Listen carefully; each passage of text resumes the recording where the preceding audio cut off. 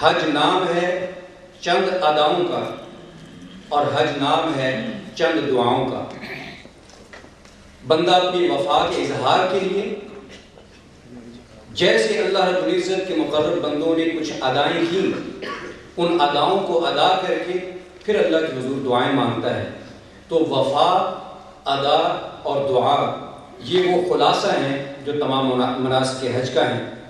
اب بلا توقف ہمارے آج کے اور کل کی اس نشست کے ٹرینر جناب ڈاکٹر عبدالواحد قریشی صاحب کو میں درخواست کروں گا کہ وہ تشریف لائیں اور اپنے مخصوص اور دلچسپ انداز سے عازمین حج سے مخاطب ہوں۔ آپ حضرات سے گزارش ہے کہ پورے سیشن کو اور ڈاکٹر صاحب کی پوری گفتگو کو انتہائی توجہ سے سماعت فرمائیں، اور اگر کوئی آپ کے ذہن میں سوال یا کوئی شبہ آتا ہے تو اس کو کاغذ پر نوٹ کرتے جائیں۔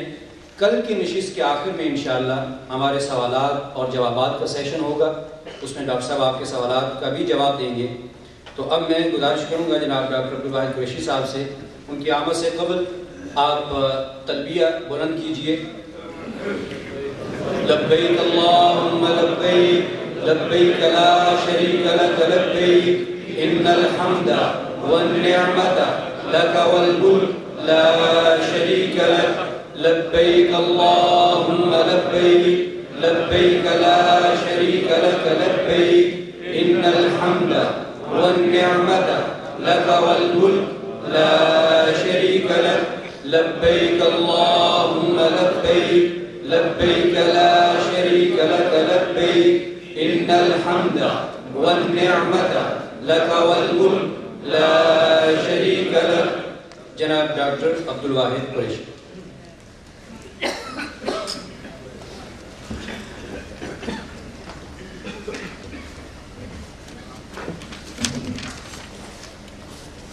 نحمدہ ونصلی ونسلم علی رسول الکریم، اما بعد فاعوذ باللہ من الشیطان الرجیم، بسم اللہ الرحمن الرحیم، وَأَتِمُّ الْحَجَّ وَالْعُمْرَةَ لِلَّهِ صدق اللہ العظیم۔ اللہم صلی علی محمد وعلی آل محمد وبارک وسلم۔ محترم عازمین حجاج، اللہ تعالی آپ کا حج آسان بھی فرمائے اور قبول بھی فرمائے۔ میں نے اپنی بات کا آغاز کرنے کے لیے قرآن شریف کی ایک آیت کا ایک چھوٹا سا حصہ تلاوت کیا ہے۔ اس آیت میں اللہ تعالیٰ نے یہ بات ارشاد فرمائی ہے کہ حج اور عمرے کو اللہ کے لیے تمام کرو، پورا پورا ادا کرو۔ اور آپ یہ دیکھیں گے کہ کسی عبادت کے بارے میں قرآن و حدیث میں یہ لفظ نہیں آیا۔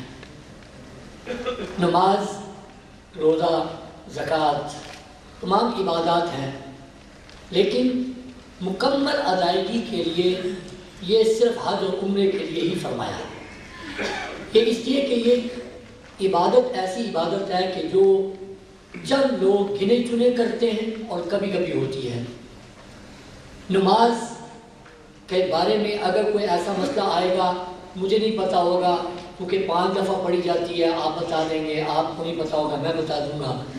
اس طرح روزہ بھی سال کے بعد آتا ہے، زکوٰۃ بھی سال کے بعد آتی ہے، ایک دوسرے کو ہم بتا سکتے ہیں۔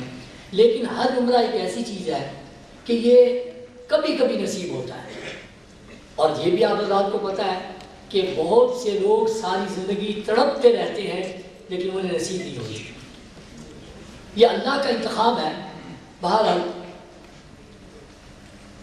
سعودی حکومت نے ایک قانون بنایا ہوا ہے کہ حج کے لیے وہ کسی ملک کی آبادی کے 2% کو حج کی اجازت دیتی ہے۔ آپ کے ملک کی آبادی 18 کروڑ ہے اور 1,80,000 2% بنتا ہے۔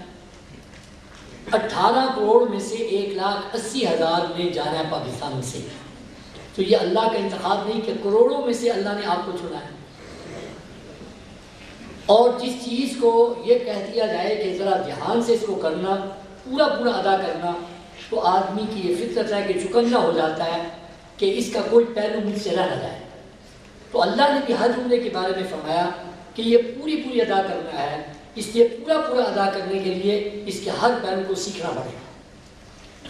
اللہ تعالیٰ جزائے خیر دے آج کے جتنے بھی مہمان ہیں اور جتنا اہتمام کرنے والے ہیں، اللہ تعالیٰ انہیں اس کا پورا پورا سر عطا فرمائے کہ اللہ کے مہمانوں کی تربیت کے لیے جو اہتمام کیا گیا ہے اللہ اس کو قبول فرمائے، کہ اللہ کے گھر کے تمام پہلو کہ وہاں کے ادب آداب کیا ہے وہ سیکھ کے جانا انتہائی ضروری ہے۔ آپ اندازہ کریں کہ دنیا میں آپ کسی تقریب میں جائیں تو کتنا سوچ کے جاتے ہیں کہ یار کرسیوں پہ بٹھائیں گے، یار پینٹ شرٹ ٹھیک ہے، یار نیچے بٹھائیں گے، کیا ہوگا، کتنا سوچ کے جاتے ہیں۔ ایسے ہی اللہ کے گھر جاتے ہوئے بھی بہت ہی سوچ کے جانا چاہیے اور اس کے تمام پہلوؤں کو سیکھ کے جانا ضروری ہے، اس لیے کہ اللہ فرما رہے ہیں کہ اس کو اللہ کے لیے تمام کرو۔ اس لیے اس کو اتنی اہمیت ہے اس کی کہ اللہ کے نبی صلی اللہ علیہ وسلم نے حج کیا تو آپ نے بار بار اپنے حج کے اندر یہی فرمایا، خذوا عنی مناسککم، خذوا عنی مناسککم، خذوا عن، بار بار فرمایا کہ لوگوں مجھ سے حج کے مناسک سیکھو۔ بلکہ ایک روایت میں یہاں تک آتا ہے کہ نبی صلی اللہ علیہ وسلم نے جب حج مکمل کیا تو ایک صحابی نے پوچھا کہ اللہ کے نبی صلی اللہ علیہ وسلم ہم نے آپ کو حج کرتے دیکھا ہے، کیا ہر سال اس طرح حج ہوگا؟ اب جواب تو یہ بن سکتا تھا کہ اس طرح ہوگا، پر آپ نے یہ نہیں بات فرمائی بلکہ یہ فرمائی اچھی طرح مجھ سے سیکھ لو، ہر سال اس طرح کرو۔ یہ سیکھنے کا لفظ فرمایا۔ ابراہیم علیہ السلام نے اللہ کا جب خانہ کعبہ بنایا اس کے بعد جو دعائیں مانگی ان دعاؤں میں ایک دعا یہ بھی مانگی کہ اے اللہ میں نے تیرا گھر تو بنا دیا ہے لیکن وَأَرِنَا مَنَاسِكَنَا، اے اللہ مجھے اس گھر کے اس مناسک بھی تو سکھا۔ پیغمبر ہو کر اللہ سے کہہ رہا ہے کہ مجھے سکھا، تو میں آپ بغیر سیکھے جا سکتے؟ میرے گھر میں کوئی آ جائے مہمان اور آ کے ادھم مچائے، میرے گھر کا خیال نہ رکھے تو میرا کیا ذہن ہوگا کہ یار جلدی نکلے دوبارہ نہ آئے۔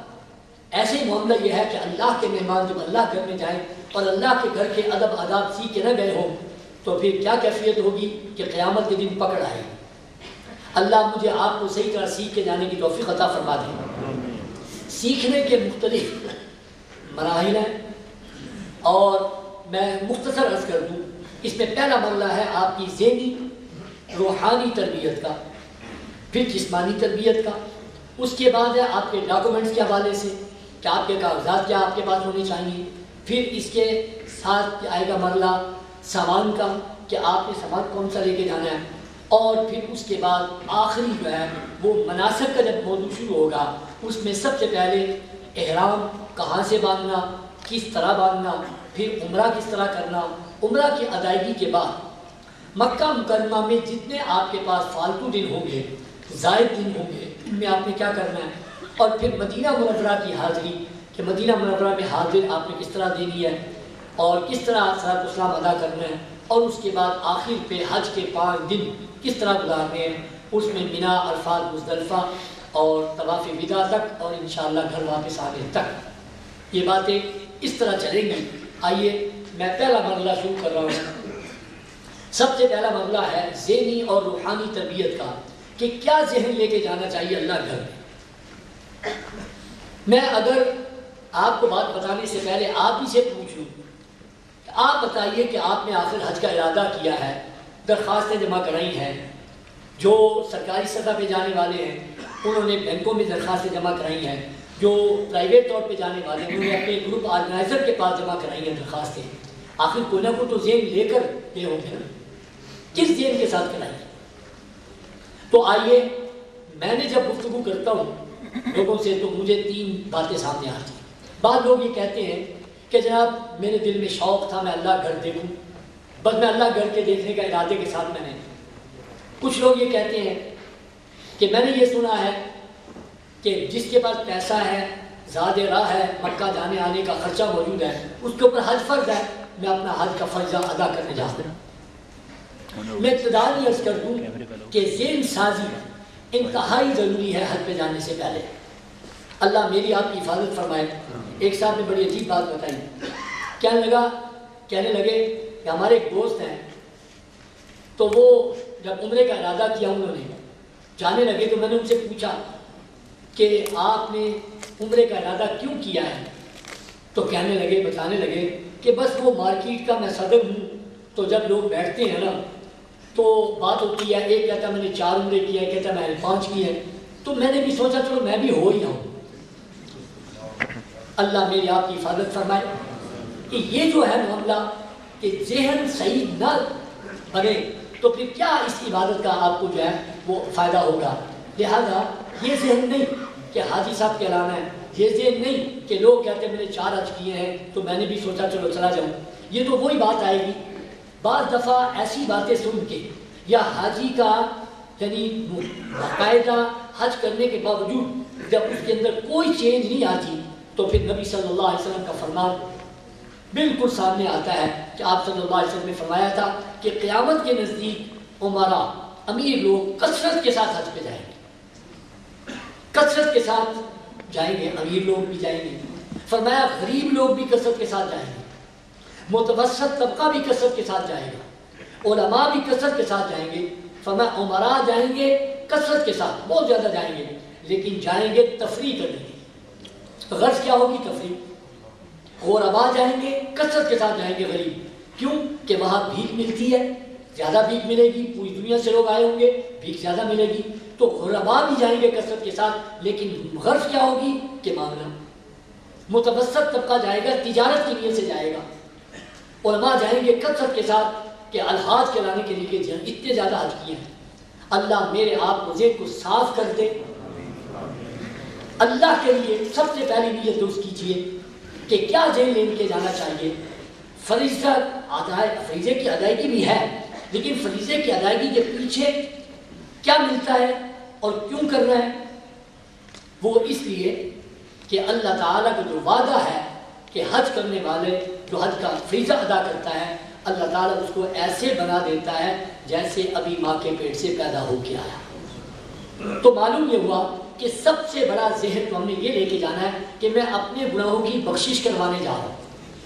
اللہ نے انسان کو حج کا ایک ایسا موقع عطا فرمایا ہے کہ زندگی میں لاوالی پن میں، غفلت میں بہت کچھ ہو چکا ہوتا ہے، لیکن اللہ موقع عطا فرماتے کہ آج یہ حج کا جو ایک فریضہ ہے اگر تم صحیح طور پہ ادا کر لے گا تو میں تجھ سے وعدہ کرتا ہوں کہ ایسے کر دوں گا کہ جیسے تم نے گناہ کیا ہی نہیں، ابھی جیسے ماں کے پیٹ سے پیدا ہو کے آیا، اب تیری گویا احتیاط والی زندگی تو گزارنے والا بن سکتا ہے۔ تو کہے تو آئندہ زندگی کے اندر پچھلے تو ایک بھی تجھ سے پوچھنی ہوگی گناہوں کی، اور اب تو چاہے تو احتیاط والی زندگی بسر کر۔ کتنا اچھا موقع انسان کو اللہ تعالیٰ نے عطا فرمایا۔ اللہ کرے کہ میں آپ اس ذہن کے ساتھ جو ہے وہ حج کے لیے جائیں کہ ہم نے پچھلے گناہوں کی معافی کے لیے جا رہے ہیں۔ لیکن یہ میں آپ سے عرض کر دوں کہ گناہوں کی معافی ہے، آدمی ایسے بن جاتا ہے جیسے ماں کے پیٹ سے پیدا ہو کے آیا، لیکن یہ کب بنے گا؟ اگر کسی کے ذہن میں یہ بات بیٹھی ہوئی ہے کہ میں جاؤں گا، میں تو جا کے کعبے کا طواف کروں گا، روضہ رسول کی زیارت کروں گا اور بس میرے گناہ معاف ہو جائیں گے، تو قطعاً ایسی بات نہیں ہے۔ میں باشگاف الفاظ کے اندر آپ سے عرض کرنا چاہتا ہوں کہ پوری اللہ کی روئے زمین پہ سب سے مقدس جگہ مکہ اور مدینہ ہے، لیکن مکہ مدینہ کسی کو نہیں بدلتا نہیں بدلتا نہیں بدلتا جب تک کہ وہ بدلنے کا ارادہ لے کر آتا ہے۔ ایک صاحب ہمارے ساتھ رہے، وہ وہاں 4-5 دن رہے، اور ہم نے دیکھا 4-5 دنوں میں جھوٹ بھی بولتے تھے، نماز بھی نہیں پڑھتے تھے۔ تو ایک دن بیٹھے بیٹھے گفتگو ہوئی تو کہنے لگے اللہ کا شکر ہے 35 سال تو اللہ نے مکے رکھے ہیں۔ تو پھر میری زبان سے بھی یہ بات نکلی، میں نے کہا ٹھیک ہے 35 سال سے آپ مکے میں ہیں، لیکن ذرا مجھے یہ بھی بتائیے جو آپ، میں دیکھ رہا ہوں کہ آپ مکے میں رہ کے کیا کر رہے ہیں، نہ نماز کی ادائیگی ہے، جھوٹ بھی ہے، غیبتیں بھی ہے، چغلیاں بھی ہیں، سارے کام ہو رہے ہیں، اور آپ کہتے ہیں 35 سال سے اللہ نے مکے میں رکھا ہوا ہے، تو مجھے یہ بھی تو بتا دیجئے کہ ابو جہل مکے میں کتنی دیر رہا تھا؟ سوچنے کی بات ہے یا نہیں؟ ابو جہل تو مکے میں پیدا ہوا تھا، ابو لہب پیدا ہوا تھا، لیکن کیا بدلے تھے؟ کون بدلا تھا؟ بلال حبشہ سے چل کے آگے بدل گئے تھے، سلمان فارس سے چل کے آگے بدل گئے تھے، صہیب روم سے چل کے آگے بدل گئے تھے، اور حضرت بن گئے اور رضی اللہ تعالیٰ عنہ بن گئے۔ کعبے نے ان کو بدلا، مکے نے ان کو بدلا، بیت اللہ نے ان کو بدلا، لیکن کیوں کہ جب بدلنے کا ارادہ کیا تھا۔ تو مجھے آپ کو بھی اللہ تعالیٰ بدل کے جانے کی توفیق عطا فرما دے، تو گناہوں کی معافی تو تب ملے گی جب میرا آپ کا بھی ذہن یہ ہوگا کہ میں توبہ کر کے جاؤں۔ لہٰذا سب سے پہلا مرحلہ میں شروع کرنے لگا ہوں، اول تو کرنا چاہیے تھا اس دن جس دن آپ نے پاسپورٹ جمع کروائے تھے، لیکن اس دن سے لے کے اب تک اگر نہیں کیا تو اب 1 تاریخ سے فلائٹیں شروع ہو رہی ہیں، پہلی فلائٹ انشاءاللہ 1 اکتوبر کو لاہور سے جا رہی ہے، آپ میں اس سے پہلے آپ کے پاس جتنا وقت ہے، ابھی میں بتاؤں گا کہ کچھ لوگ سرکاری طور پہ جن کو باقاعدہ پروگرام آ گیا، جن کو ابھی نہیں آیا ان کو آ جائے گا انشاءاللہ۔ جتنا بھی آپ کے پاس وقت ہے، اب اس سے پہلا سب سے پہلا کام آپ نے یہ کرنا ہے کہ 2 رکعت نماز نفل پڑھنے ہیں توبہ کی نیت سے۔ رات کو اٹھ کے کر لیں تب بھی ٹھیک ہے، دن میں کر لیں تب بھی ٹھیک ہے، اچھی طرح وضو کر کے غسل کر کے 2 رکعت نماز نفل پڑھنے ہیں پوری اللہ کے ساتھ توجہ کے ساتھ۔ 2 رکعت نماز نفل توبہ کی غرض سے پڑھنے کے بعد پھر آپ نے سچے دل کے ساتھ توبہ کرنی ہے۔ توبہ کا طریقہ کیا ہے؟ یا اللہ میری توبہ، یا اللہ میری توبہ، یا اللہ میری توبہ، ایسے توبہ ہو جائے گی؟ نہیں۔ توبہ کی قبولیت کے لیے اللہ تعالیٰ نے 3 شرطیں لگائی ہیں۔ پہلی شرط یہ لگائی ہے کہ جو گناہ کر لیے ہوئے ہیں، جو نافرمانیاں ہو چکی ہوئی ہیں، ان پہ شرمندہ ہو، اور دوسری شرط لگائی ہے کہ معافی مانگے، تیسری شرط یہ لگائی ہے کہ آئندہ پکا وعدہ کرے نہ کرنے کا، پھر توبہ قبول ہوتی ہے۔ تو آپ نے بھی 2 رکعت پڑھنے کے بعد اللہ سے معافی مانگتے ہوئے توبہ کرتے ہوئے سب سے پہلا یہ کہنا ہے، اے اللہ تو میرا رب، میرا خالق، میں تیری رحمت کے بغیر ایک سانس نہیں لے سکتا تھا، کتنی رحیم و کریم تیری ذات ہے، اور میں تیری نافرمانی کرتا رہا ہوں، کتنا میں نے غلط کیا ہے، میں شرمندہ ہوں۔ اپنے دل کو ریلائز کرائیے کہ میں نے غلط کیا ہے۔ جب تک انسان شرمندہ نہ ہونا توبہ قبول نہیں ہوتی۔ سب سے پہلے شرمندگی محسوس کیجئے کہ میں اللہ کی نافرمانی، کسی اور کی بھی نہیں۔ دنیا میں کہتا ہے یار ان کا میرے اوپر بڑا احسان ہے، میں ان کی بات نہیں ٹال سکتا، تو اللہ سے بڑھ کے کسی کا احسان ہے؟ تو اللہ کی نافرمانی میں شرمندگی نہیں ہونی چاہیے۔ تو سب سے پہلے شرمندہ ہو، یا اللہ میں غلط کرتا رہا ہوں، مجھے ایسا کرنا نہیں چاہیے تھا، میں نے غلط کیا ہے۔ اب یا اللہ معافی بھی تو دینے والا ہے، اور تجھے تو معافی پسند ہے، اور میں تجھ سے کہتا ہوں یا اللہ میرے گناہوں کو معاف کر دے۔ اور تیسرے نمبر پر یہ کہنا کہ یا اللہ میں وعدہ کرتا ہوں تیرا میرے اوپر کتنا کرم ہو رہا ہے، تو مجھے اپنے گھر پہ بلا رہا ہے، اپنے نبی کے در پہ مجھے بلا رہا ہے، میرے گناہوں کی معافی کا تو وعدہ کر رہا ہے مجھ سے، تو میں بھی تیرے سے وعدہ کرتا ہوں کہ میں واپس لوٹ کے آؤں گا، اب تیری نافرمانی نہیں کروں گا۔ ہو گیا تو زندگی میں ہو گیا، اب میں وعدہ کرتا ہوں کہ بدل کے آؤں گا۔ اب میں اگر پہلے کوئی جھوٹ بولتا تھا اب نہیں بولوں گا، پہلے اگر کوئی مجھ سے بددیانتی ہوتی تھی اب نہیں کروں گا، پہلے نماز نہیں پڑھتا تھا پڑھوں گا، اگر پہلے پردہ نہیں کرتی تھی پردہ کروں گی، کوئی بھی تیری نافرمانی جتنی ہوگی وہ میں حج کرنے کے بعد یا اللہ میں وعدہ کرتا ہوں اب تیری نافرمانی نہیں کروں گا، پکا وعدہ کرنا ہے۔ اور اللہ فرماتے ہیں اگر شریعت کہتی ہے اگر کسی نے توبہ کرتے وقت آئندہ پکا وعدہ رکھا تھا، خدا نہ خواستہ اس کے بعد اس سے کوئی نافرمانی ہو بھی گئی، تب بھی اللہ تعالیٰ وہ توبہ قبول ہی رکھے گا اس کی۔ لیکن اگر توبہ کرتے وقت ذہن میں یہ تھا کہ آئندہ بھی کریں، پچھلے بخشوا لیں، اب وہ پھر سے ایسے نہیں کرنا، بدلنے کی نیت کرنی ہے، بلکہ ذہن میں رکھنا ہے مجھے اللہ اپنے گھر پہ بلا رہا ہے، نبی صلی اللہ علیہ وسلم کے در پہ بلا رہا ہے، اللہ کے گھر کا اثر، نبی صلی اللہ علیہ وسلم کے روزہ رسول کا اثر اتنا قبول کروں گا، اتنی میرے اندر چینج آئے گی کہ لوگ انگلی اٹھا کے کہیں کہ جو حج عمرہ کر لیتا ہے وہ ایسا بہترین شخص بن جاتا ہے، ایسا بن کے آنا ہے۔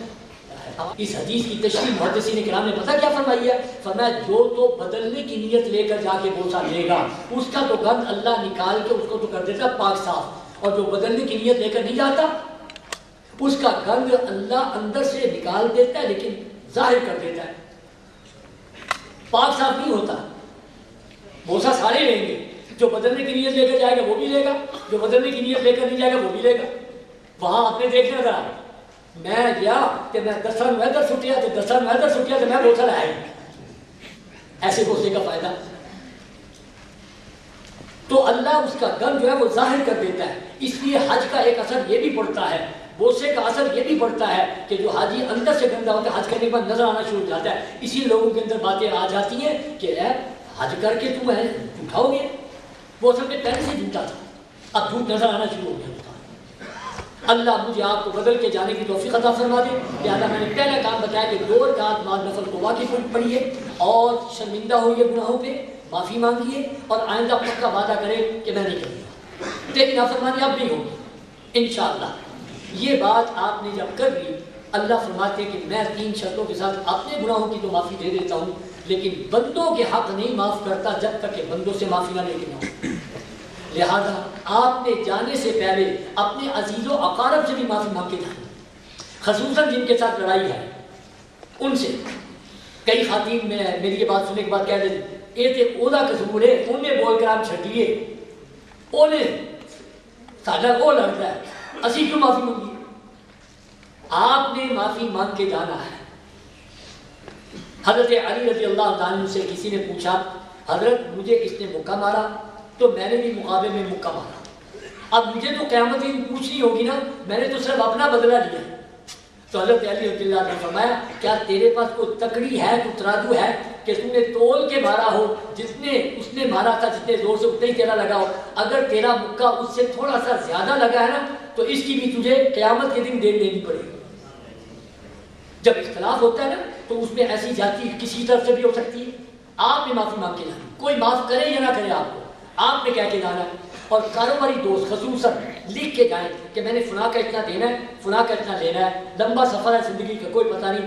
اگر آپ نے میری اس نصیحت پہ عمل کیا ہوگا انشاءاللہ آپ حج کر کے واپس آئیں گے تو آپ کی نئی زندگی شروع ہوگی، نیا نامہ اعمال شروع ہوگا۔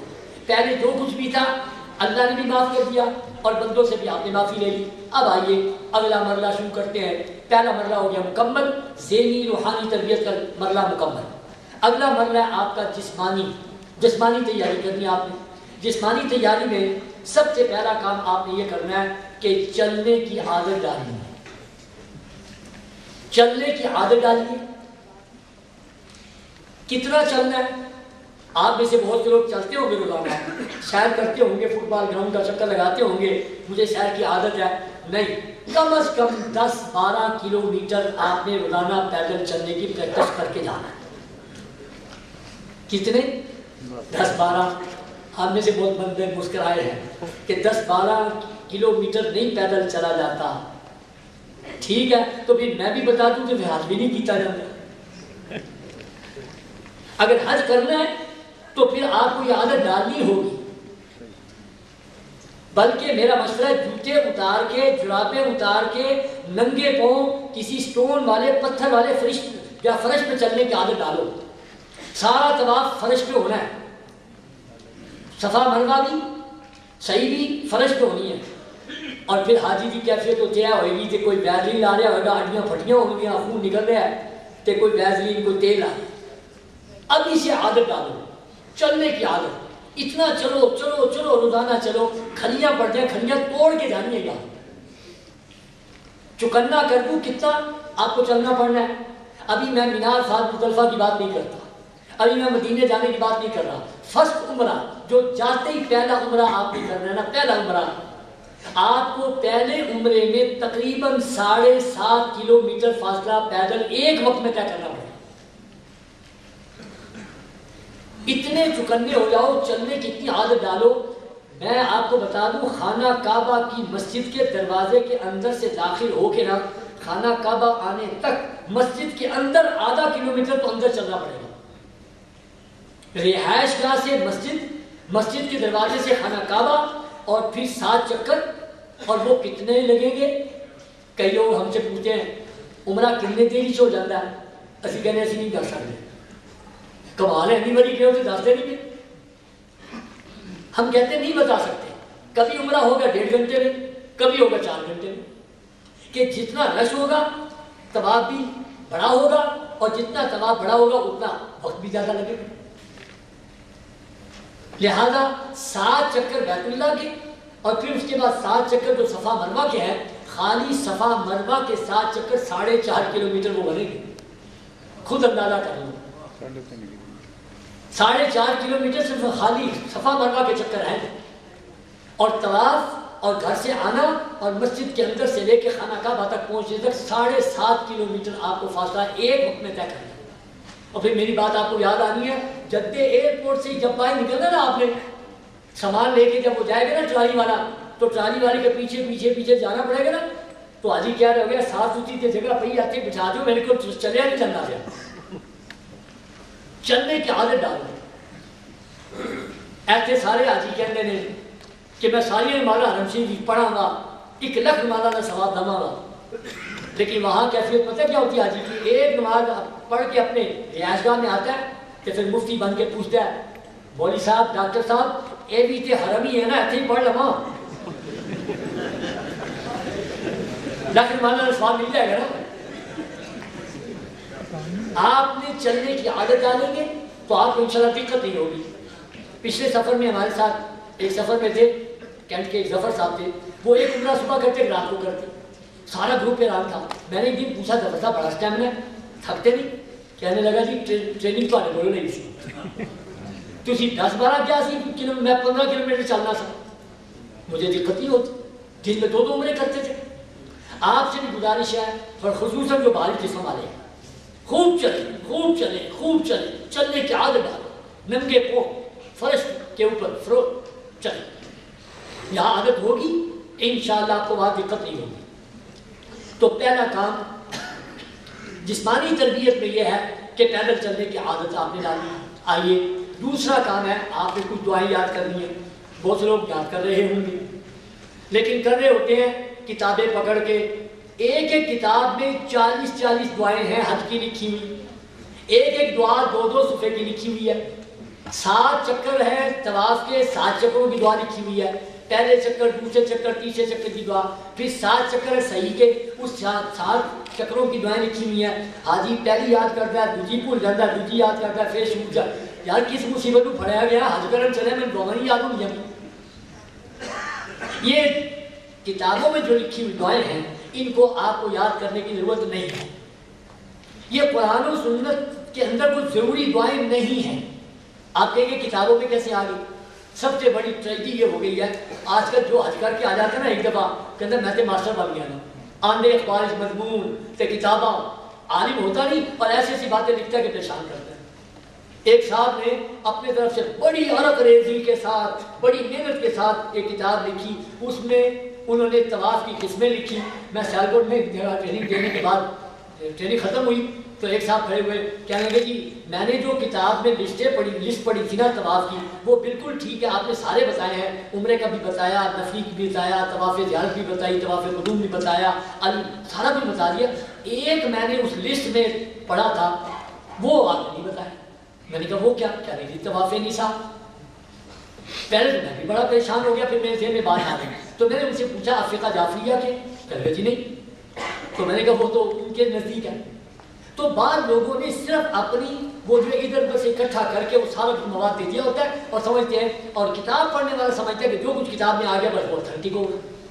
اللہ میری آپ کی حفاظت فرمائے۔ تو بہرحال کتابیں بھی پڑھیے لیکن اس کے ساتھ ساتھ یہ عملی ٹریننگ جو ہے اس کے بعد انشاءاللہ آپ کو بڑی آسانی ہو جائے گی۔ تو کتابوں میں لکھی ہوئی دعائیں زیادہ یاد کرنے کی ضرورت، ہاں اب بڑی اچھی دعائیں ہیں لیکن وہ دعائیں کتابوں میں کیسے آئی ہیں؟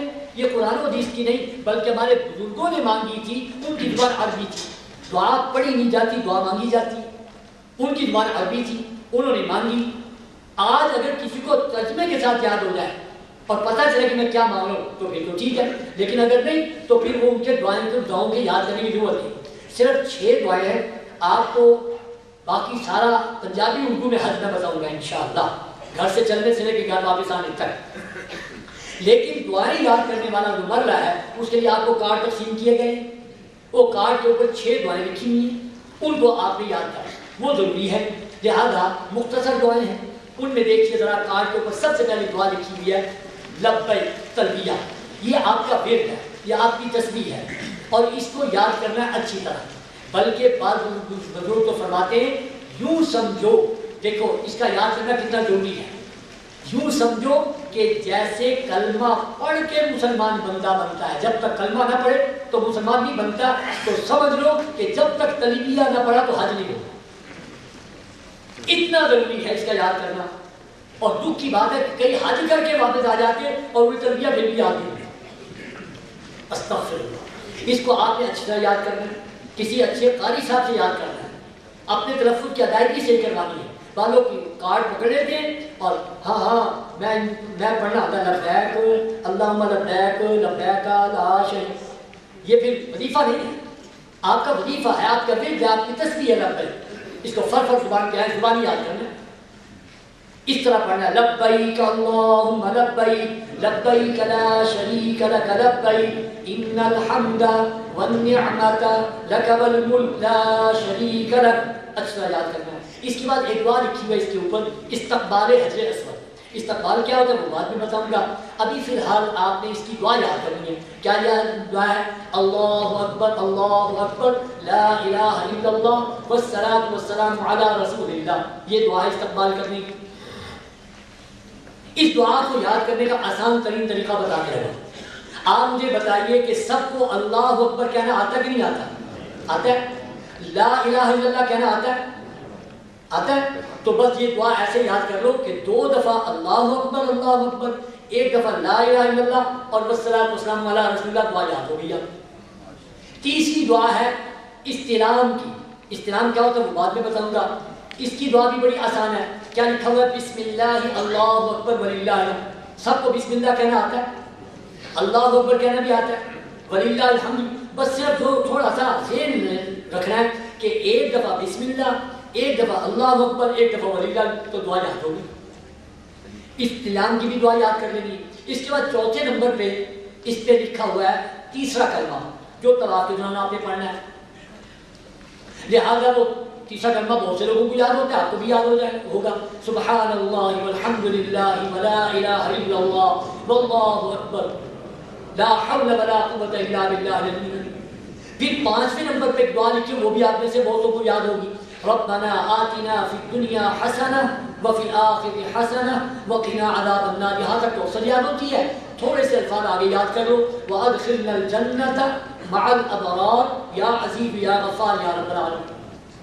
5 بار. اور چھٹی دعا چھوٹی سی لکھی ہوئی ہے جو صفا مروہ کے درمیان آپ نے سبز رنگ کی لائٹوں کے درمیان پڑھی ہے. رب اغفر وارحم انت الاعز الاکرم. پر یہ دعائیں یاد کر لو. تو آپ کو میں نے عرض کیا پہلے ذہنی روحانی تربیت کی بات کی تھی. آپ نے 2 رکعت نفل توبہ کے پڑھ کے سچے دل کے ساتھ توبہ کرنی ہے اور اپنے عزیز و اقارب سے بھی معافی مانگنا. دوسرے نمبر پر جسمانی تربیت کی بات چل رہی تھی کہ چلنے کی عادت ڈالنی ہے اور دعاؤں کا یاد کرنا ہے. تیسرے نمبر پر اپنے مزاج کو ٹھنڈا کر کے جانا ہے، گرمی ختم کر کے جانی ہے. مختلف مزاج مختلف مسلک کے لوگ وہاں آئیں گے اور آپ نے سب کے ساتھ گزارا کرنا ہے. اللہ نے مسلمانوں کو ایسی زبردست حج کی عبادت عطا فرمائی ہے جو کسی مذہب والوں کو نہیں، کہ ایک وقت میں پوری دنیا کی تہذیب و تمدن آپ کے سامنے آ جاتی ہے. انڈونیشیا کیا کھاتا ہے، کیا پیتا ہے، ملائیشیا کے لوگ کیسے بیٹھتے ہیں، سوڈانی کیا کرتے ہیں، الجزائری کیا کرتے ہیں، ایک وقت میں پوری دنیا کا. تو مزاج بھی مختلف ہے، سب کا مزاج بھی سامنے آئے گا. آپ نے اپنے مزاج میں ٹھنڈا پن لے کے جانا ہے، گزارا کرنا ہے سب کے ساتھ. مختلف مسلک کے لوگ ہوں گے، کسی نے سینے پہ ہاتھ باندھ کے نماز پڑھنی ہے، کسی نے ناپ پہ، کسی نے ہاتھ چھوڑ کے. اور کہیں ایسے بھی آپ کو وہاں نظر آنے ہیں اچھا خاصا ترین حرم کا بچھا ہوا ہوگا لیکن وہ کہتے ہیں ساجدہ سجدہ تو دئی فرشتے دے. وہ ایسی جگہ ڈھونڈ کے نماز پڑھیں گے جہاں ان کا سر زمین پہ لگتا ہوگا، ان کے ساتھ بھی گزارا کرنا ہے. لیکن حاجی کا خون کھولتا ہے. اے بیٹی کتنے ہاتھ بننے نہیں، ہمیں حج کرنے نماز پہ پڑھنی آتی نہیں ہے.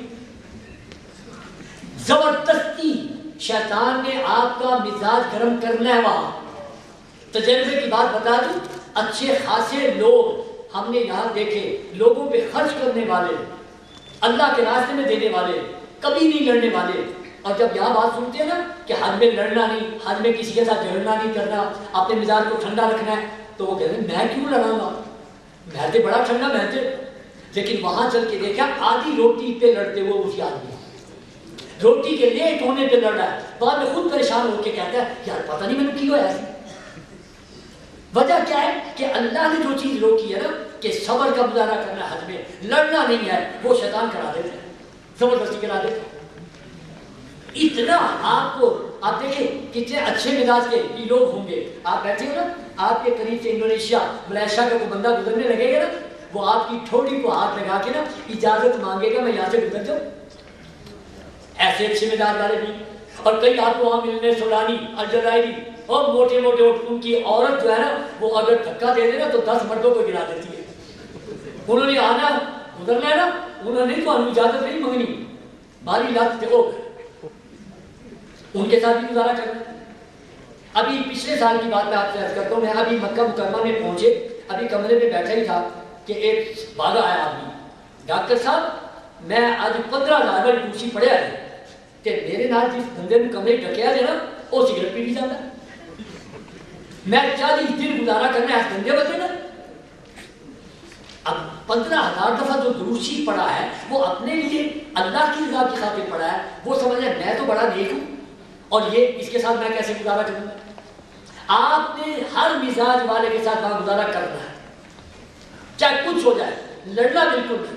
اللہ نے قرآن میں فرمایا لا جدال فی الحج, قدم قدم پہ شیطان نے آپ کا جھگڑا کرانا ہے. مینا عرفات میں پوری دنیا کا حاجی اکٹھا ہو کے ثابت کرتا ہے جس میں کہ اللہ ہم ایک ہے, لباس بھی ایک ہے, بولی بھی ایک ہے, سب ایک ہے, ہم سب تیرے بندے ہیں. لیکن وہاں بھی 1.5 اینٹ کی الگ مسجد, مینا کے خیمے میں آواز آ رہی تھی اسی دور کا تھا پڑھانیاں نے, جنہیں پڑھنے نے پڑھے, جنہیں نہیں پڑھنے چلا ہے. اب 2-4 والا مسئلہ وہاں بڑا چلے گا. یہاں سے آپ نے سیکھ کے جانا ہے, خاموشی سے اس پہ عمل کرنا ہے, کس سے لڑنا بالکل نہیں. جو حاجی مکہ مکرمہ میں 15 دن گزار کے, کیونکہ مکے میں مدینے میں تو آپ نے اماموں کے پیچھے نمازیں پڑھنی ہے, وہ 2 ہو 4 اس کے ان کے پیچھے 4 ہی پڑھنی. اصل مسئلہ پیدا ہوتا ہے حج کے 5 دنوں میں. یہ ذہن میں آپ جٹ کی بات رکھیں, جو مینا جانے سے پہلے مکے میں مسلسل 15 دن گزار کے کیا ہوگا وہ پڑھے گا 4-4, جو 15 سے کم دن مسلسل گزار کے کیا ہوگا وہ 2-2 پڑھے گا. اور اللہ نے شریعت سے کوئی جھگڑا نہیں رکھا. اگر کسی نے 2 پڑھنی تھی تو 4 پڑھانے والا کھڑا ہو گیا, شریعت کہتا ہے شریعت کہتی ہے اس کے پیچھے تو 4 ہی پڑھ لے. اور اگر کوئی 2 پڑھانے والا کھڑا ہو گیا, آپ نے 4 پڑھنی تھی تو شریعت کیا کہتی ہے 2 اس کے پیچھے پڑھ کے 2 اپنی پوری کر لیں. شریعت سے کوئی جھگڑا ہی نہیں رکھا. اتنا جھگڑا ہوتا ہے, شیطان کراتا ہے. میدان عرفات میں غازی کہہ رہا تھا 2, کہنا نہیں 4, کیونکہ وہ دوبارہ 4 کا نام لے کے وہاں میں تیرا ٹھنڈا مار دیتا تھا. اب پتہ ہے اس کا حل ہو جائے. آپ نے, میں نے جسمانی تربیت کے حوالے سے آپ سے جو گفتگو کیا ہے, میں نے پہلی بات عرض کیا کہ پیدل چلنے کی عادت, دعاؤں کا یاد کرنا, اور تیسرے نمبر پر میں نے یہ عرض کیا اپنے مزاج میں ٹھنڈا پا, دل تنگ نہیں کرنا, کچھ ہو جائے. باہر آئیے اب اس کے بعد آپ کے من آتا ہے ڈاکومنٹ کے حوالے سے کہ آپ کے پاس ڈاکومنٹ کون کون سے ہونے چاہیے. جو حضرات سرکاری سطح پہ جانے والے ہیں انہوں نے اپنی اپنی درخواستیں جمع کرائی تھیں بینکوں میں, اور ان کے لیے یہ ضروری ہے کہ یہ فوٹو والی رسید انہوں نے ضرور لے لینی ہے بینکوں سے. جنہوں نے ابھی تک نہیں لی وہ لے لیجئے. یہ ضرورت پیش آنی آپ کو حاجی کیمپ میں. جو 40 دن والے ہیں, چاہے پرائیویٹ ہیں یا سرکاری سطح پہ جانے والے, ان کا سفر حاجی کیمپ کے تھرو ہوگا. اس سال تبدیلی آئی ہے. پچھلے سال حاجی کیمپ میں ہی سامان بک ہوتا تھا, بورڈنگ بھی وہی ہوتی تھی, اور ہر ٹرمینل پہ لے جا کے جہاز پہ سوار کراتے تھے. اس سال ایسا نہیں ہے. اس سال حاجی کیمپ کے اندر صرف آپ نے آنا ہے, اور ابھی بتاتا ہوں کہ کیسے پہنچنا ہے, 1 دن پہلے کیسے آنا ہے. کچھ تبدیلیاں آئی ہیں. پچھلے سال تک 2 دن پہلے حاجی کو بلاتے تھے, اس سال 24 گھنٹے پہلے بلانا ہے, 1 دن پہلے بلانا ہے. اور پہلے بورڈنگ ہوتی تھی حاجی کیمپ میں, اب بورڈنگ حاجی کیمپ میں نہیں ہوگی, بلکہ حاجی کیمپ میں آپ کو بما سامان کے بسوں پہ سوار کر کے لے جائیں گے, اور ہر ٹرمینل پہ ہی آپ کی سامان کی تلاشی ہونی ہے, وہی چیکنگ ہونی ہے, اور وہیں آپ نے جو ہے وہ آپ کا جو بورڈنگ ہوگی. لہٰذا یہ بینکوں کی رسید, فوٹو والی رسید آپ نے ضرور حاصل کرنی ہے. یہ اس لیے لینی ہے کہ اس سال آپ کے وہ پیسے جو پچھلے سالوں میں حاجی کے کٹتے تھے, وہ جو کٹتے تھے حاجی کے پیسے جو زر مبادلہ آپ کو دیا جاتا تھا کہ جہاں آپ نے کھانا پینا کرنا ہے, اس سال وہ زر مبادلہ آپ کو نہیں ملنا, وہ آپ سے نہیں لیا گیا تھا. لیکن جو رہائشوں کا ڈفرینس ہے, جو آپ نے اگر 4,000 ریال کٹے تھے رہائش کے, آپ کو 3600 ریال کی رہائش دی جا رہی ہے, تو آپ کو 400 ریال واپس ملے. وہ آپ نے لینے ہیں جس بینک کی برانچ میں آپ نے اپنی درخواست جمع کرائی تھی, اور اگر وہاں سے نہ لیے تو حاجی کیمپ میں بھی بینک بنے ہوں گے. حاجی کیمپ میں آ کے آپ یہ رسید دکھائیں گے تو آپ کو وہ ڈفرینس ملے گا رہائش کا, ورنہ نہیں ملے گا. لہٰذا یہ رسید جس نے ابھی تک نہیں لی وہ لے لیجیے. اس کے بعد آپ کو ایک کارڈ آیا تھا وزارت مدنی امور کی طرف سے سرکاری حاجی صاحبان کو، جس کے اوپر لکھا تھا کہ آپ فلاں دن حاجی کیمپ میں آ کے تربیت لیں اور ویکسینیشن کرائیں۔ آپ نے جب ویکسینیشن کروائی ہے تو ویکسینیشن کروانے میں ابھی تک جو نہیں کروائی وہ بھی ذہن میں رکھیں کہ ایک تو ہے میننجائٹس کی، گردن توڑ بخار کی، ایک ہے فلو کی، دو انجیکشن لگوانے، اور دونوں کا اندراج اس طرح کروا کے پیلے رنگ کا ایک کارڈ آپ کے پاس ہونا چاہیے، یہ لازمن ہے۔ اور جو سرکاری سطح پہ لگوانے والے ہیں ان کو تو کارڈ بنا کے مل جاتا ہے، ان کو اپنا کارڈ سنبھال کے رکھنا ہے۔